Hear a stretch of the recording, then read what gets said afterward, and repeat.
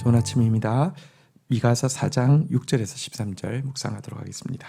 6절 여호와께서 말씀하시되 그날에는 내가 저는 자를 모을 것이며 쫓겨난 자와 내가 환난 받게 한 자를 모아 7절 발을 저는 자는 남은 백성이 되게 하며 멀리 쫓겨갔던 자들은 강한 나라가 되게 하고 나 여호와가 시온 산에서 이제 영원까지 그들을 다스리리라 하셨나니. 자, 영광스러운 하나님 나라, 참 평화의 하나님 나라에 참여할 자가 누구인지 오늘 본문은 알려주고 있습니다. 그날에는 내가 저는 자 모으고 쫓겨난 자, 환난 받게 하는 자를 모은다, 이렇게 이야기하고 있습니다. 여기 저는 자, 그 쫓겨난 자, 환난 받게 한 자들이란 하나님의 말씀대로 심판을 받아 이렇게 이제 그 심판을 받은 사람들을 이야기합니다. 수치를 고스란히 다 받아들이고 고통을 받은 사람들을 이야기하는 것입니다. 그래서 여기 7절에 보니까 근데 이렇게 저는 자, 쫓겨난 자들이 남은 백성이 될 것이다, 이렇게 이야기하고 있습니다. 이들이 강한 나라가 될 것이다 라고 또 이야기하고 있습니다. 여기 남은 자가 남은 백성이 되게 한다라고 이야기했는데, 여기 되게 한다라는 단어를 조금 살펴볼 필요가 있습니다. 여기서 되게 한다라는 단어, 원어로는 심이라고 하는데요. 이 단어는 강하게 훈련시켜 이제 군대를 배치할 때 쓰는 표현입니다. 여러분, 이들이 그냥 수동적으로 이렇게 쫓겨나고 그래서 다리 절개되는 이런 환난에 수동적으로 당한 것이 아니라 이 과정에서 사실은 하나님의 말씀으로 연단되어지고 준비되어지게 됨으로 말미암아 이제 주께서 그들에게 은혜를 베푸셔서 남은 자가 되게 하실 때에 그들이 강한 나라가 되어서 복음으로 이 세상을 이길 군대로 세워지게 됨을 보여주고 있습니다. 그리고 그들이 사실은 준비되어진다 하더라도 그들이 우리가 무엇을 할 수 있겠습니까? 이들이 강한 나라가 되어서 이 일을 감당할 수 있는 것은 여호와께서 나 여호와가 시온산에서 이제부터 영원토록 그들을 다스리라, 여호와께서 통치하시기 때문에 이와 같은 역사가 일어날 수 있는 것이죠. 우리의 소망은 더 힘이 강해지는 것이 아닙니다. 우리의 소망은 더 남은 자, 하나님의 사람으로 이렇게 연단되어지는 것이고요. 그 결과 하나님의 군대로 배치되어지는 데 있습니다. 성경은 우리에게 이렇게 이야기합니다. 적은 무리여 무서워 말라, 너희 아버지께서 그 나라를 너희에게 주시기를 기뻐하시느니라. 우리가 남은 자가 될 때 하나님은 하나님의 나라를 우리에게 맡겨주신다는 것입니다. 8절 너 양떼의 망대요 딸 시온의 산이여 이전 권능 곧 딸 예루살렘의 나라가 내게로 돌아오리라. 8절에 보니까 이 남은 백성, 남은 자를 달리 양떼의 망대, 딸 시온의 산이라고 표현하고 있습니다. 양떼의 망대란 양떼를 살피는 그 망루를 이야기하는 것이죠. 여기 딸 시온의 산이라 그랬는데, 이 산이라는 것은 요새라는 단어인데요. 시온은 진리를 이야기하죠. 진리의 시온의 요새라는 뜻입니다. 양떼를 살피는 망대요, 진리의 시온의 요새. 이 말은 많은 양떼와 같은 영혼들을 보호하고 또 그들을 진리로 양육하는 사명이 이 남은 백성에게 부여되어져 있다. 하나님께서 배치시키는 이 영적 군대에 부여되어 있다라는 말씀입니다. 그리고 이들은요, 그래서 이전 권능을 되찾게 될 것이다 그랬는데요. 사실 하나님께서 예루살렘을 세우신 이유는 수많은 영혼들을 보호하고 그들을 진리로 양육하게 하기 위함이었는데, 예루살렘이 무너진 이유는 이와 같은 하나님 주신 귀한 사명, 귀한 능력을 전혀 열방을 위해서 사용하지 않고 영혼들을 위해서 사용하지 않고 도리어 이 권력을 가지고 자기 탐욕을 채우고 범죄하는 데 사용했기 때문에 잃어버렸는데요. 하나님께서 원래 주셨던 이전의 권능, 정말 보호하고 그리고 양육하는 이 권능을 그들이 되찾게 될 것이고요. 그 결과 그들이 하나님의 나라가 되어질 것이다. 이렇게 하나님의 나라를 주와 함께 다스리는 권세를 받게 될 것이다. 이렇게 이야기하고 있습니다. 신자인 우리의 참된 정체성은 양떼를 살피는 망대입니다. 진리의 시온의 요새입니다. 이 역할 감당할 때에 하나님은 이 역할 감당할 수 있도록 약속되어진 이전의 권능으로 우리와 함께 하시고 우리를 통해서 하나님 나라를 반드시 세우실 것입니다. 자, 9절입니다. 이제 내가 어찌하여 부르짖느냐? 너희 중에 왕이 없어졌고 내 모사가 죽었으므로 내가 해산하는 여인처럼 고통함이냐? 자, 미래에 이루어질 이 예루살렘의 회복에 대한 소망의 말씀을 예언했지만 사실 지금 임박한 미래에는요, 이제 예루살렘이 완전히 망하는 일이 먼저 이루어질 것이죠. 임박한 미래에 이루어질 고통에 대해서 다시 구체적으로 예언하고 있습니다. 남유다는 이제 부르짖게 될 것입니다. 왜냐고 하면 너희 중에 왕이 없어졌고 너희 모사가 죽었기 때문입니다. 왕이 없어지고 지도자들이 죽었다는 것은 국가의 완전한 멸망을 이야기하는 것이죠. 이 일 앞에서 가난한 백성들은, 힘없는 백성들은 마치 해산하는 여인처럼 고통하게 될 것이다, 이렇게 이야기하고 있습니다. 난산하는 여인처럼 울부짖게 될 것이라는 말이죠. 10절입니다. 딸 시온이여 해산하는 여인처럼 힘들여 나을지어다. 이제 내가 성읍에서 나가서 들에 거주하며 또 바벨론까지 이르러 거기서 구원을 얻으리니 여호와께서 거기서 너를 내 원수들의 손에서 속량하여 내시리라.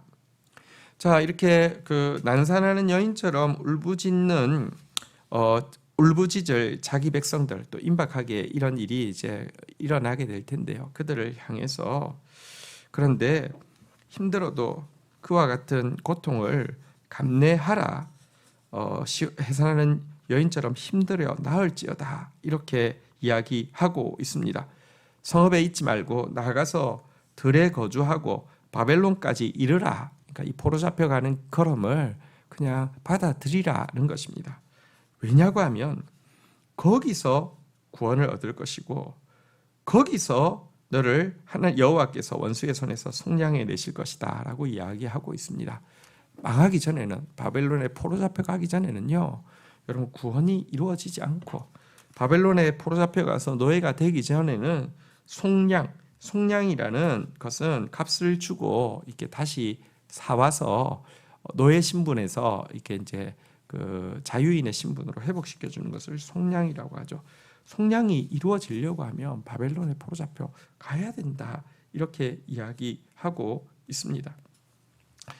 완전한 허물이 있어야지만 온전한 세움이 있지, 부분적으로 조금 리모델링 해가지고요, 근본적으로 잘못된 것이 해결이 되지 않지 않습니까? 그런데 사실 다시 생각해 보면 바벨론이 어떤 땅입니까? 아브라함이 처음 부름받았던 장소죠. 이쪽으로 하나님께서 가라고, 거기서 구원이 이루어진다는 것은 다시 시작하는 것이 훨씬 빠르다는 것을 보여주고 있는 것입니다. 그래서 이 고난이 무의미한 고난이 아니라는 것은 여기 해산하는 이 고통이라는 표현이 두 번이나 나오고 있잖아요. 해산하는 여인처럼 힘들어 나을지어다 라고 이야기하고 있고요. 해산하는 여인처럼 고통함이냐, 이렇게 이야기하는데, 해산하는 여인의 고통을 한번 생각해 보십시다.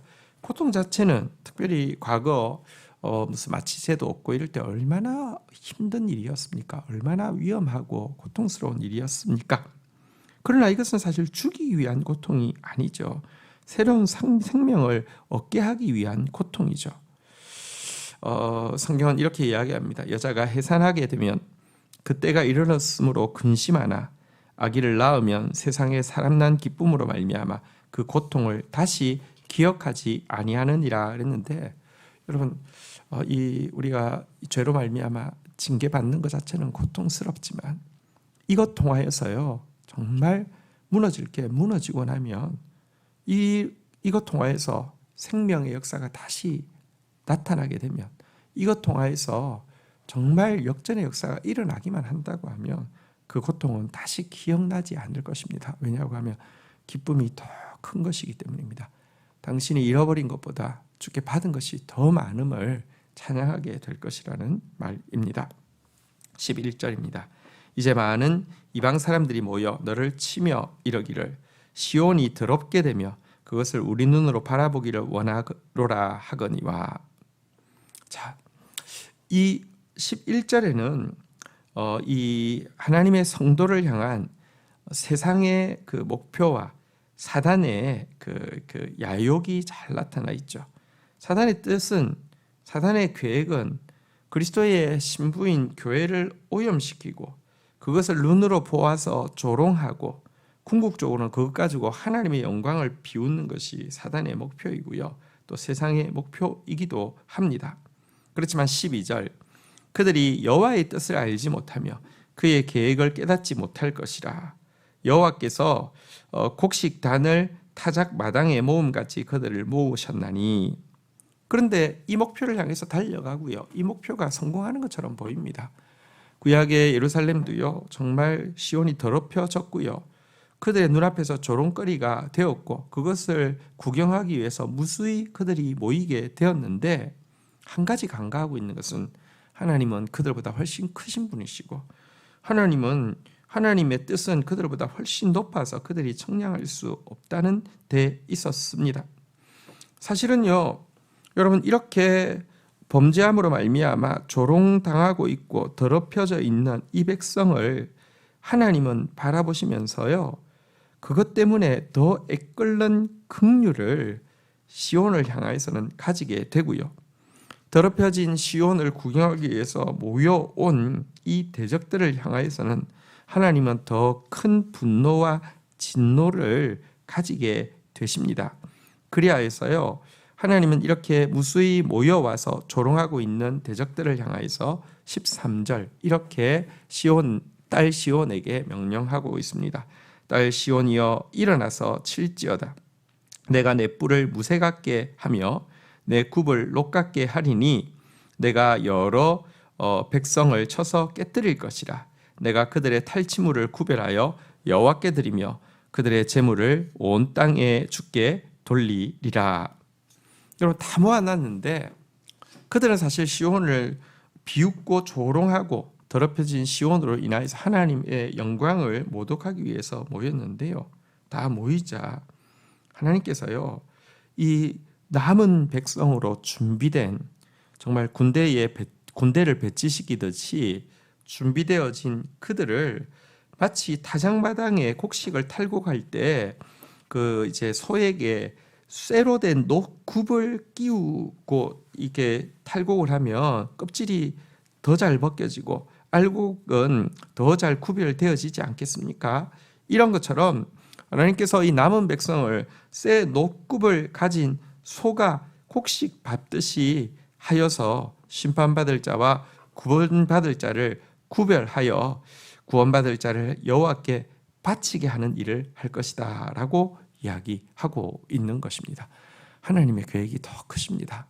그래서 우리는 교회의 죄에 대해서는 더 철저하게 회개해야 하지만, 그럼에도 불구하고 교회가 진실로 남은 백성이 되어지고 진실로 말씀을 붙잡게 되어질 때 일어날 이 위대한 하나님의 역전의 역사, 사탄이 도저히 측량할 수 없는 하나님의 구원의 지혜에 대한 믿음을 잃지 않아야 합니다. 우리는 실패할 수밖에 없는 사단과 세상의 목표에 휘둘려서 더럽혀지고 조롱받아야 될 존재가 아니라 성공할 수밖에 없는 하나님의 역전의 역사를 꿈꾸고 진정한 남은 자의 군대로 준비되어져 가야 할 것입니다. 주신 말씀 붙잡고 기도하며 나가도록 하겠습니다. 하나님 감사합니다. 우리를 남은 백성으로 연단하시고 남은 백성으로서 강한 군대로서 배치시킬 것이라고 주님께서 약속하고 계심을 보게 됩니다. 하나님 정말 우리의 죄로 말미암아 많은 징계와 연단 가운데 있었지만 이것을 통하여서 하나님의 사람으로 다시 견고하게 세우시며 또 강한 나라로 세우셔서 당신의 뜻을 이루시는 주님의 은혜롭고 놀라우신 지혜에 감사와 찬양을 올려드립니다. 양떼의 망대로서 영혼들을 보호하게 하여 주시고 진리의 사내의 요새로서 하나님 진리를 또 선포하고 진리로 영혼들을 가르치는 사명들 감당할 수 있도록 주여 저희들을 붙들어 주시기를 간절히 간구하고 소원합니다. 예, 우리의 죄로 말미암는 고통이 심할 수밖에 없음을 고백합니다. 그러나 이것을 해산하는 고통으로 바꾸어 주셔서 바벨론에서 구원을 얻으며 속량을 받게 하시겠다고 약속하셨사오니 다시 시작하는 것이 빠르다고 격려하셨사오니 고통 중에서 생명을 낳게 되고 또 생명이 견고해지며 그래서 우리가 이런 것보다 주께서 얻게 하신 것이 많음을 찬양하는 자들 되어지게 하여 주옵소서. 지금도 사단은 우리를 더럽히고 우리로 인하여서 하나님을 모욕하기를 원합니다.